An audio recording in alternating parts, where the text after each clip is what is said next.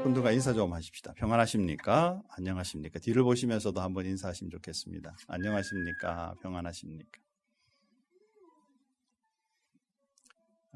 로마서 말씀 우리 계속 나누고 있습니다. 오늘 우리가 같이 나누고자 하는 말씀은 로마서 8장인데요. 다시 한번 로마서 전체적인 그림을 한번 생각하고 그리고 나서 말씀 지속하도록 하겠습니다. 로마서 1장 1절부터 15절까지는 바울과 로마 교회의 관계에 대해서 설명하고 있습니다. 그리고 나서 크게 두 부분으로 나누어지게 되는데, 첫 번째는 이제 1장 16절부터 11장까지가 하나님의 말씀의 교리의 부분이에요. 즉 원리적인 면을 강조하고 있는 것이죠. 그리고 12장부터 마지막 15장까지는 이 말씀에 대한 실천적인 부분입니다. 자, 이 지금 부분 중에 특별히 지금 우리가 두 번째 부분에 해당하는 교리 부분을 생각하고 있는데요. 이제 지난 우리 시간에 복음에 대한 명제, 즉 제가 설교 제목을 나는 누구냐? 라는 제목을 가지고 말씀을 나눴었어요. 나는 누구냐? 나는 죄인이다. 나는 하나님 앞에 스스로 설 수 있는 존재가 아니다. 라는 것이 1장 16절부터 3장 20절까지고요. 그리고 이제 그에 대하여 하나님이 우리를 의롭다, 예수 그리스도 통하여 의롭다 하신 말씀이에요. 3장 21절부터 4장 25절 말씀인데 3장 23절 말씀에 모든 사람이 죄를 범하였음에 하나님의 영광에 이르지 못하더니 24절 말씀에 그리스도 예수의 속량으로 말미암아 값없이 은혜로 의롭다 하신 사람이 되었다. 이렇게 선언하죠. 우리가 뭘 해서가 아니라 일방적인 하나님의 사랑으로 우리를 의롭다 칭해 주시는 것이죠. 이걸 우리는 칭의라고 말합니다. 그래서 첫째, 나는 누구냐? 나는 스스로 설 수 있는 존재가 아니다. 오히려 예수 그리스도께서 우리를 의롭다 하실 수 있도록. 그런데 문제는 그렇게 의로운 사람이라고 칭함을 받는데 여전히 내 마음속에 뭐가 있어요? 죄가 있죠. 여전히 내 마음속에, 내 삶 속에 죄로 인하여 고난하고 고통당하는, 안 짓고 싶은데 짓는 상황이 생기는, 짓고 나면 회개하고 주님 앞에 돌아서면 되는데 여전히 내 마음속에 죄책감이 남는, 정말 많은 그리스도인들이 이렇게 살죠. 특별히 7장에 보니까 바울도 오호 공고한 사람이로다. 자기 자신을 나는 공고한 사람이다. 왜냐하면 내 속에서는 하나님의 법을 따라 살기를 소원하는데 내 육신은 세상의 법을 자꾸 속량을 받으며 이렇게 뭐랄까요, 그 제한을 받으며 사는 그런 존재구나라고 말하고 있다는 것이죠. 여러분들의 삶 속에 이런 갈등이 없기를 주님의 이름으로 축원합니다. 그런데 또 있을 수밖에 없는 게 현재의 삶이잖아요. 그래서 오히려 지난 시간에 제가 뭐라고 말씀드렸냐면 이런 갈등이 있는 것 자체가 하나님 앞에 축복이다. 만약에 여러분이 완전히 죄 가운데 거하면 갈등이 있을까요? 없을까요? 없겠죠. 또 우리가 늘 상상하는 것처럼 예수님께서 오셔서 우리를 완전한 천국 백성으로 만들어 버리셔서 완전히 죄가 없는 사람이라면 죄책감이 있을까요? 없을까요? 없겠죠. 그런데 우리에게 죄책감이 있다, 또는 우리의 마음에 갈등이 있다, 내 마음에 이런 고통이 따른다라는 것은 오히려 하나님을 선택할 수 있는, 하나님 편에 설 수 있는 기회로 잡아가는 그리스도인이 될 수 있다. 자, 이게 우리의 그리스도인의 삶이에요. 저와 여러분의 삶 속에 정말 죄를 짓지 않고 죄로 인해 마음에 부담감이 없는 그런 삶이 있기를 원하지만, 있다 그래서 이제 그때마다 좌절하고 우울해지고 열등해지는 게 아니라, 심지어 내 자신까지 미워지는 그런 그리스도인이 아니라 그럴 수밖에 없음을 하나님 앞에 인정하고 주님 앞에 우리의 삶을 의탁할 수 있는 삶, 그렇죠? 하나님을 선택할 수 있는 삶, 하나님께로 나의 부족함을 얘기하고 고백하고 오히려 하나님의 인도하심, 주님의 도우심을 받을 수 있는 삶, 이것이 그리스도인의 축복의 삶이라고 그랬죠. 이제 8장으로 넘어가면서, 자, 8장 오늘 읽은 본문의 말씀인데요. 1절 말씀 한번 다시 보십시다. 8장 1절 말씀. 8장 1절 말씀 다시 한번 한 목소리로 우리 다 같이 한번 크게 읽겠습니다. 8장 1절 말씀 같이 읽습니다. 그러므로 이제 그리스도 예수 안에 있는 자에게는 결코 정죄함이 없나니. 여기에 그러므로라는 단어가 나오죠. 그러므로라는 단어는 앞에 말했던 그 이유죠. 오호라 나는 곤고한 사람이로다. 그렇죠? 갈등이 있는 내 삶. 이것이 바로 우리의 삶이죠. 그런데 하나님께서 예수 그리스도께서 이 일을 제어해 주심으로 그래서 그러므로라는 단어가 나오죠. 그래서 우리에게는 정죄함이 없다. 당신은 죄인이라고 말하는 것이 없다. 정말? 그렇죠? 근데 성경은 선언한다라는 사실이. 사랑하는 성도 여러분, 예수 믿으면서 당연히 우리는 죄의 문제가 있고 그러면서도 예수를 믿기 때문에 하나님의 일방적인 사랑으로 의롭다 칭해 주시는 칭의를 받은 그런 사람이기 때문에 우리는 가운데 서서 내 자신을 돌아보니 죄 가운데 있고 죄를 좋아하고 죄로 인해 즐거움을 누리고 또 한편으로 믿음으로 말미암아 하나님을 보니 하나님으로 말미암아 주시는 축복과 은혜가 있고 정말 내 모든 것은 거기에 기한하여 주님과 함께하는 그런 삶으로 살고 싶은데 이 갈등이 늘 있음으로 인해 내가 진짜 예수 믿는 거 맞냐? 혹시 나는 이중적 그리스도인으로 사는 건 아닌가? 어떤 면으로 보면 완전히 이중인격적인 그런 모습으로 살고 있는 내 모습은 아닌가라는 마음에 늘 부담감이 있죠. 성경에서는 그것을 인정하기도 하지만 그러나 이것을 오히려 주님 안에서 나에게는 정죄함이 없다 선언하시는 하나님 편에 서는 것을 원하시는 것이고 이것이 8장 2절 말씀해 보니까 뭐라고 표현하고 있냐면 오히려 그리스도 예수 안에 있는 생명의 성령의 법이 죄와 사망의 법에서 우리를 해방하시는 축복을 누리는 것이라고 얘기를 하죠. 예수를 믿는 우리들은 오늘 본문에서 보니까 내가 분명히 죄를 짓고 있는 모습도 있고 성향도 있고 또 그것으로 인해 내 결과로 인해 많은 고통과 어려움이 있지만 그러나 그거로 인하여 늘 어려움이나 속박으로 사는 것이 아니라 자유함으로 사는 그리스도인이 되라 라고 말씀하고 있다는 거예요. 어떻게 하면 우리가 이중적으로 살지 않고 하나님의 은혜로 살 수 있을까? 어떻게 하면 자유로운 하나님의 자녀로 살 수 있을까? 이게 바로 8장 전체의 얘기예요. 그리고 8장에서 수십 번, 20번이나 나오는 단어가 있는데 그것이 뭐냐면 성령님이라는 단어예요. 성령이라는 단어예요. 사랑하는 성도 여러분, 그래서 이 로마서 8장을 별명으로 뭐라고 말하냐면 성령장이라고 표현해요. 우리 스스로는 불가능해요.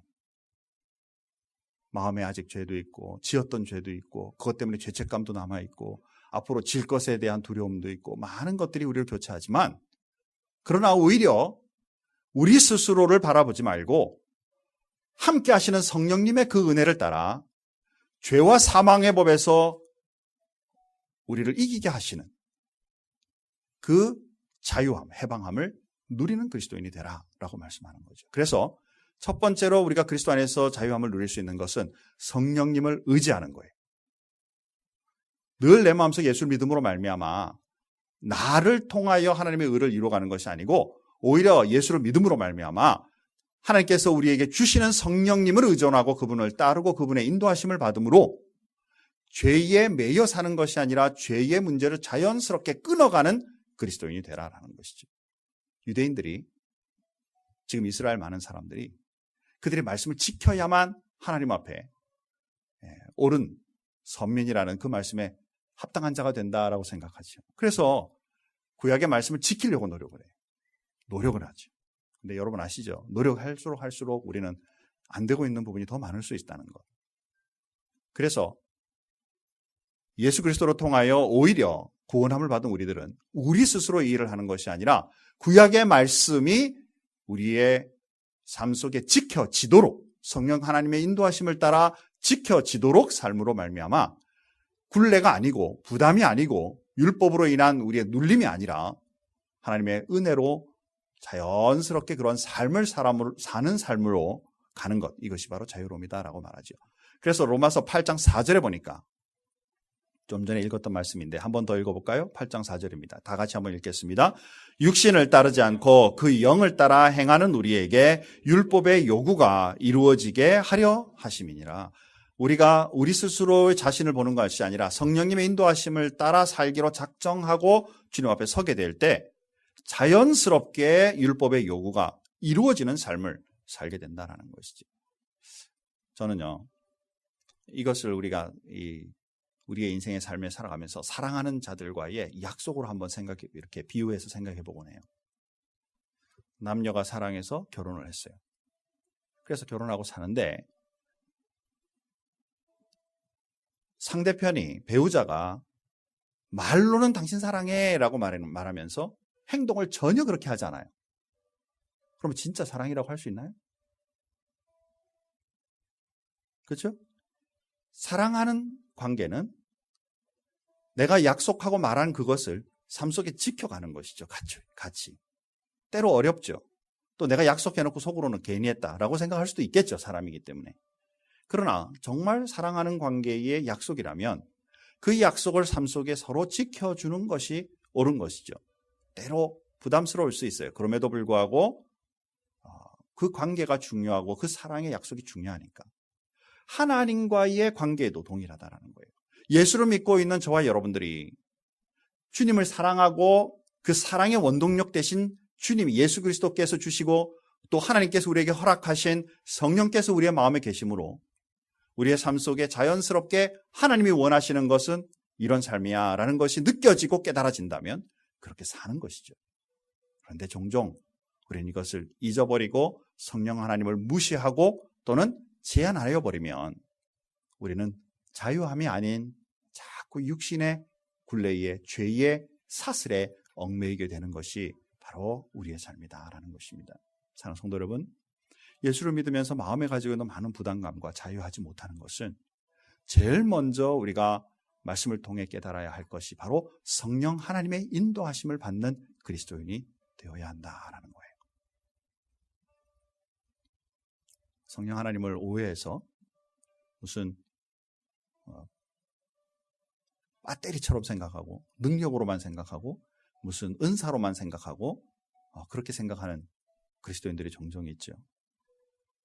그것은 성령 하나님의 지극히 일부분이에요. 오히려 인격적이시고 우리를 대우해 주시는 분이시며 우리 속에 계셔서 우리가 제안하더라도 그것을 인정하시고 기다려 주시는 분이 바로 성령 하나님이시죠. 그렇기 때문에 삶 속에 우러나고 있는 죄성이나 마음의 두려움이나 근심이 그대로 내버려 두면 성령 하나님은 탄식하며 기도하시고 우리를 위하여 중보하시는 분이라고 그러셨죠.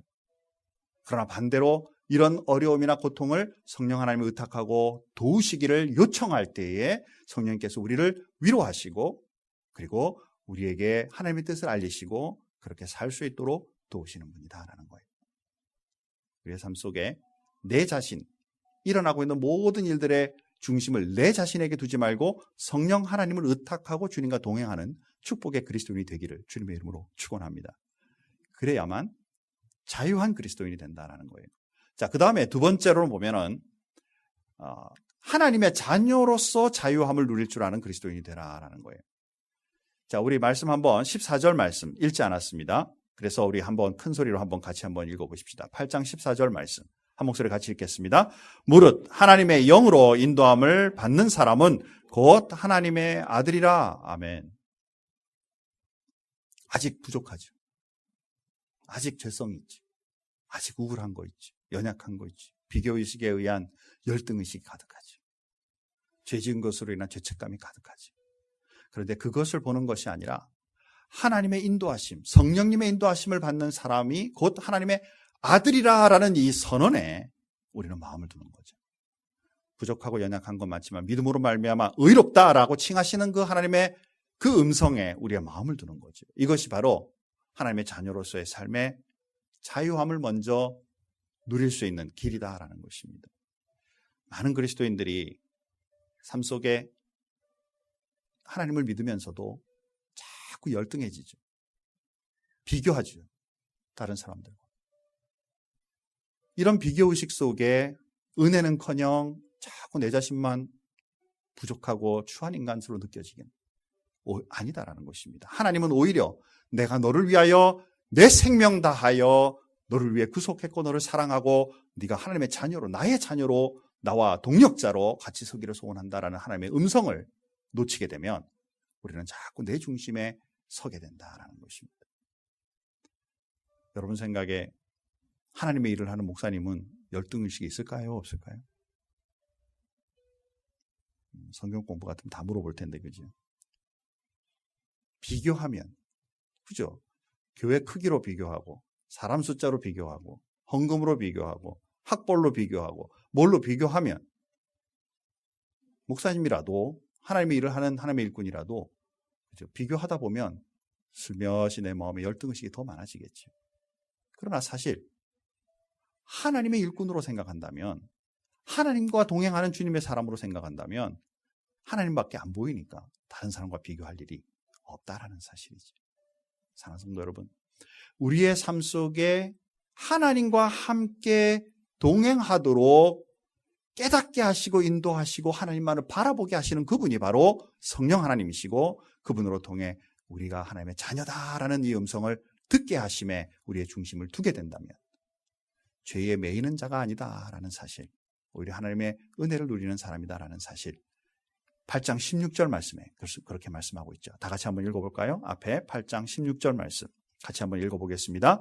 성령이 친히 우리 영과 더불어 우리가 하나님의 자녀인 것을 증언하시나니.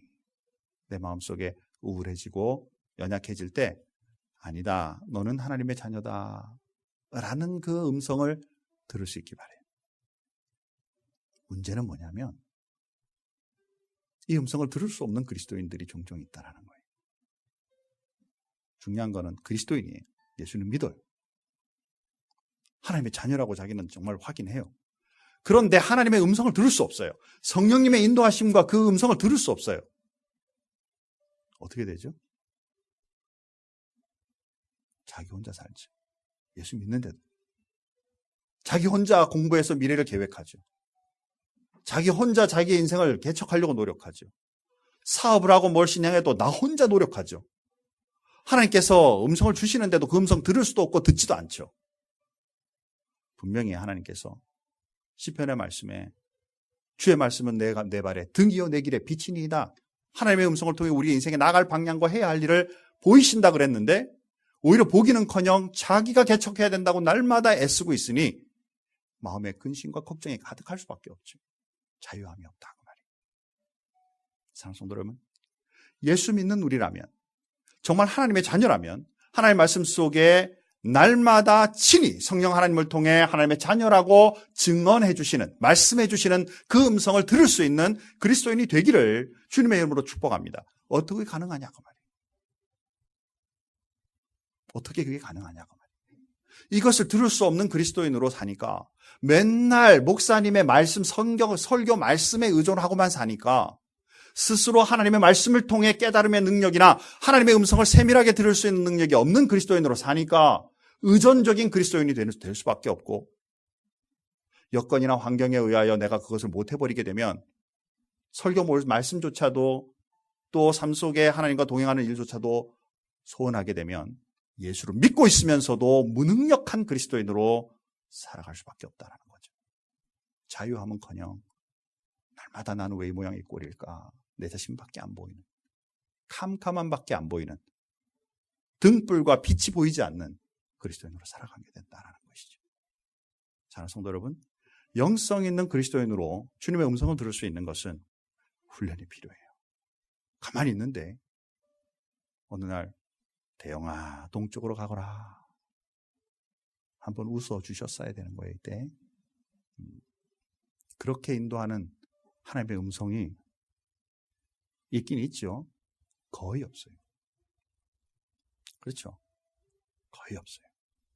하나님은 인격적으로 저와 여러분들이 함께 동역하기를 원하시고, 세미한 주님의 음성을 듣기 원하시고, 여러분의 마음의 소원과 고통과 어려움을 주님 앞에 토로하기를 원하시고, 대화하며 가기를 원하시는데, 우리는 이 기독교를, 예수 믿는 것을 일방적인 것으로만 생각하고 축복으로만 여기게 되면 하나님의 음성 없는 그리스도인으로 살게 된다는 것이죠.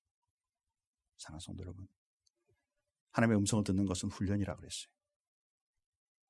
말씀 앞에 가까이 나가는 여러분이 삶이 되기를 원합니다. 예배 그냥 일주일에 한 번 예배 드림으로써 끝. 오늘 좋은 말씀이어서 이 말씀 가지고 살지 뭐. 내 삶에 다가오고 있는 여러 고통들과 어려움과 사람들의 갈등과 힘든 모든 여건들을 하나님의 음성으로 해결하고 주님과 동행하려고 생각하지 않고 주일 설교 한 번으로 끝내려고 생각하는 그런 그리스도인의 삶이라면, 사랑하는 성도 여러분, 하나님의 음성을 진정으로 들을 수 없는 그리스도인이 된다는 사실이, 정말 하나님과 긴밀하게 대화할 수 있는 능력 있는 그리스도인으로 서갈 수 있기를 주님의 이름으로 축원합니다. 훈련이라 그랬어요.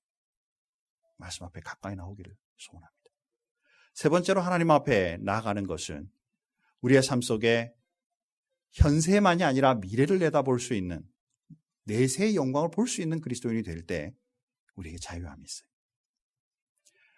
8장 18절 말씀해 보니까 다 같이 한번 읽어보겠습니다. 8장 18절 말씀입니다. 생각하건대 현재의 고난은 장차 우리에게 나타날 영광과 비교할 수 없도다. 여기 중요한 거는요, 예수 믿으면 고난이 없다라고 말하고 있지 않다라는 거예요. 예수 그리스도, 하나님이신 예수 그리스도가 이 땅 위에 오셨을 때 예수님에게는 고난이 없었나요? 고통이 없었나요? 미워하고 시기하고 질투하는 사람이 없었나요? 그렇죠. 하나님이 오셨는데도 그 모든 그 어려움이 산재해 있었어요. 예수를 믿어도, 저와 여러분들이 예수를 믿어도, 예수 열심히 믿어도 우리에게는 고통과 고난이 있어요. 이 고통과 고난이 앞에서 말씀드린 것처럼 축복으로 승화시킬 수 있어요. 오히려 이 고통과 고난이 성경에서 인정하고 있고, 이 고통과 고난을 통해서 오히려 이 삶의 축복만이 아니라 내세를 바라보는 영광에 참여하는 일의 중심이 될 수 있다는 거예요. 제가 지난 주간에 이렇게 책을 읽다 보니까 한국에 예수님 이제 그 선교사들이 예수님을 선포하고 6.25 동란이 일어나기, 1950년 6.25 이제 전쟁이 일어나기 전에 그리스도인의 모습, 숫자와 전쟁이 일어나고 남북으로 갈린 다음에 남쪽에, 북쪽은 이제 못 믿게 하는, 지하 그리스도인들이 많이 있지만 그러나 못 믿게 하는 상황이라 거기에 숫자는 정확하게 파악이 안 되고, 남쪽에 있는, 남한에 있는 그리스도인들의 숫자가 전체 전쟁 전에 있던 숫자의 딱 2배로 불어났다.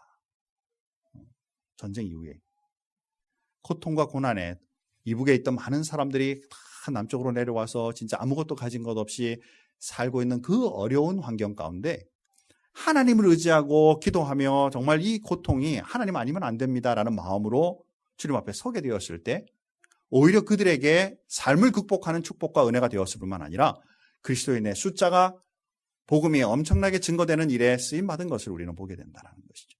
사랑하는 성도 여러분, 성경은 분명히 저와 여러분들에게 고난이 없다라고 말하잖아요. 삶 속에 당하고 있는 여러 가지 어려운 고난들이 있죠. 먹고 사는 문제, 그죠? 정신적인 요즘에 얼마나 많은 어려움들, 또 뿐만 아니라 대인관계 속에 많은 생각과 영성이 다르니 부딪히는 이들의 그 어려움, 또 무엇보다 영적인 많은 어려운 고통들이 우리에게는 있을 수 있죠. 그러나 이것을 하나님과 함께 동행하면서 이 생에 이것을 하나씩 하나님 앞에 극복하고 주님 앞에 서게 됨으로 말미암아 장차에 주님께서 주실 그 영광을 바라보는 그리스도인으로 살겠다. 그래서 삶에 집중하는 것이 아니고 문제에 집중하는 것이 아니라 하나님이 주실 영광에 집중하는 그리스도인이 되면 삶에 일어나고 있는 많은 일들로부터 자유함이 일어나죠. 그리고 오히려 그 문제들을 하나님과 의탁하며 동행하기 때문에 그것이 어려움이 아니라 하나님을 만나는 기회가 된다라는 사실이에요. 저도 그렇지만 여러분의 삶에 지금 여러 가지 나름대로의 어려움이 있을 거라고 생각합니다. 이것을 어떻게 다루고 있는가? 우리 삶의 위기를 어떻게 관리하고 있는가?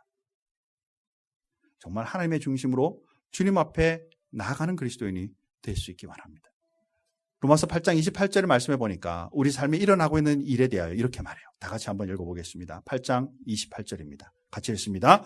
우리가 알거니와 하나님을 사랑하는 자, 곧 그의 뜻대로 부르심을 입은 자들에게는 모든 것이 합력하여 선을 이루느니라. 아멘. 우리에게 쓸데없는 없이 일어나는 일은 없다. 한번 따라서 합시다. 나에게 쓸모없는 일은 없다. 헐. 그죠? 저도 제 자신이에요. 나이가 이제 55세쯤 살아오면서 30대 한창일 때 하나님 나 어디로 가야 됩니까?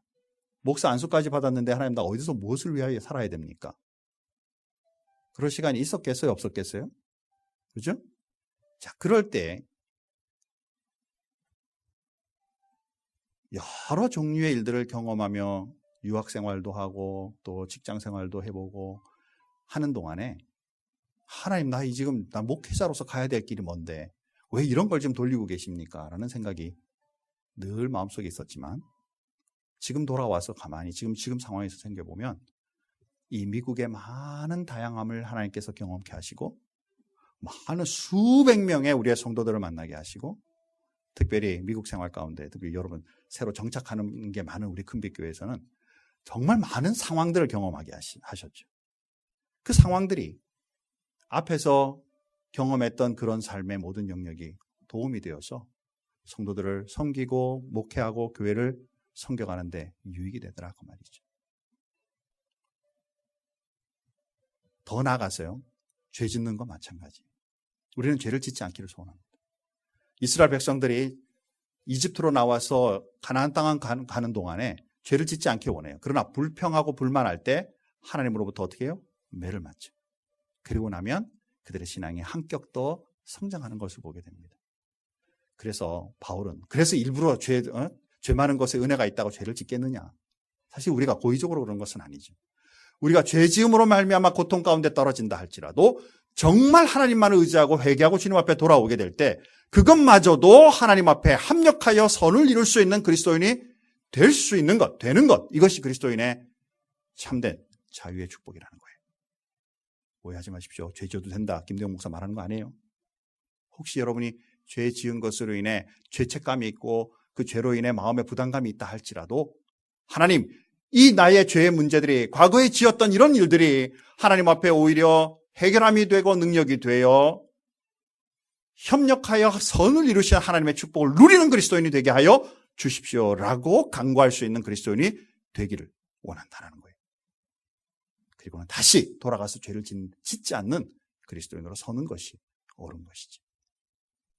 사랑하는 성도 여러분, 저와 여러분의 삶 속에 하나님 앞에 내세를 내다볼 수 있는, 미래와 내세를 내다볼 수 있는 그리스도인으로 서는 축복이 있어서 현실에 일어나고 있는 일들의 메인은, 거기에 굴복하고 메인은 그리스도인이 되지 않기를 주님의 이름으로 축원합니다.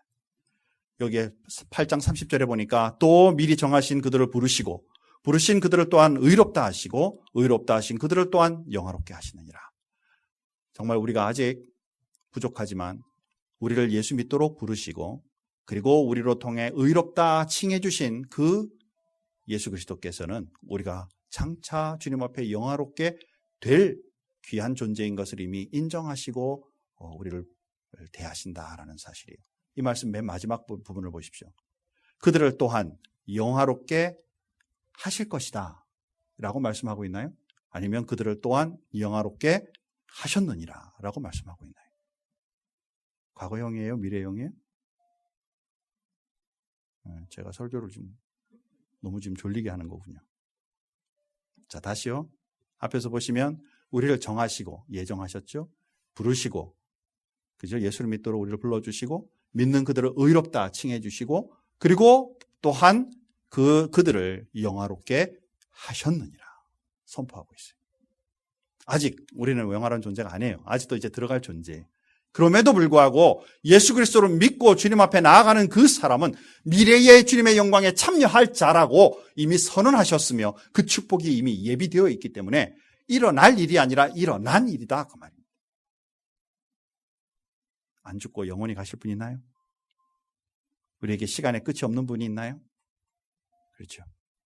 예수 그리스도를 믿고 주님 앞에 나가는 우리는 현세에 많은 고통과 고난이 있다 할지라도 이것을 극복하고 주님 앞에 승리하고 이김으로 인하여 장차 주님께서 주실 그 영광에 참여한 자로서 선언하고 있다는 사실, 이것이 저와 여러분의 삶 속에 위로가 되고 내세를 바라보는 현세를 극복할 수 있는 자유로운 그리스도인으로 설 수 있도록 주시는 하나님의 축복인 것을 믿고 나가는 성도가 되기를 주님의 이름으로 축원합니다.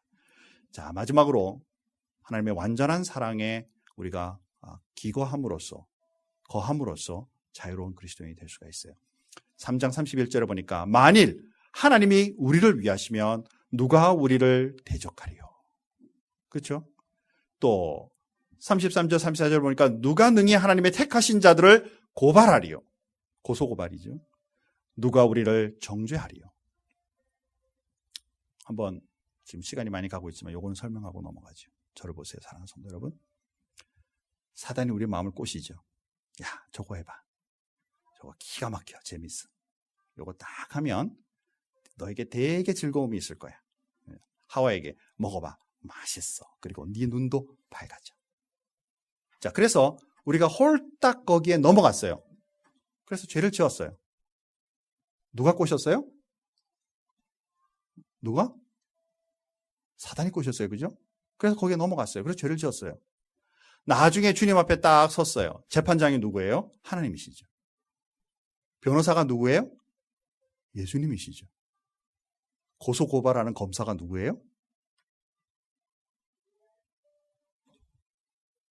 얼마나 다행인지 몰라요. 고소고발 당해본 적이 없으니. 그래서 누가 지금 그런 것들을 우리 죄에 대해서 이걸 말하는지 여러분 모르시니 얼마나 다행인지 모르겠어요.